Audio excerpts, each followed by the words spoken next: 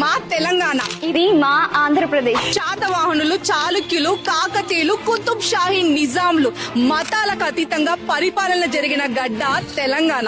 శాతవాహనులు, ఇక్ష్వాకులు, విష్ణుకుండినులు, రేనాటి చోళులు, తూర్పు చాళుక్యులు, విజయనగర రాజుల పాలనలో ఓ వెలుగు వెలిగిన గడ్డ ఇది. సర్దార్ సర్వాయి పాపన్న, రామ్జీ గోండ్, కొమురం భీం ఇట్లాంటి ఎందరో వీరులకు, ఉద్యమకారులకు జన్మనిచ్చిన నేల తెలంగాణ. ముత్తుకూరి గౌడప్ప, ఉయ్యాలవాడ నరసింహారెడ్డి, అల్లూరి సీతారామరాజు వంటి పోరాట యోధులకు జన్మనిచ్చిన గడ్డ ఇది. బోనాలు, బతుకమ్మ, సమ్మక్క సారక జాతర, నగోబ జాతర, ఏ జాతరైనా ఏ పండగైనా ఊరంతా కలిసి చేసుకుంటాం. సంక్రాంతి, ఉగాది, తిరుపతి గంగమ్మ, విజయనగరం మావుల్లమ్మ జాతరలు, దేవరగట్టులో బన్నీ ఉత్సవాలు మా తరతరాల సంస్కృతి సంప్రదాయాలకు ప్రతీకలు. పేరిని నృత్యం, బుర్రకథ, భాగవతాలు, జానపద గీతాలు, ఏ పాటైనా ఏ ఆటైనా దుమ్ము లేపేశామంతే.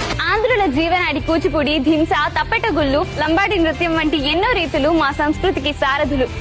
మా మాట కరుకుంటది కావచ్చు, కానీ మేము తెలిసే మాట్లాడతాం.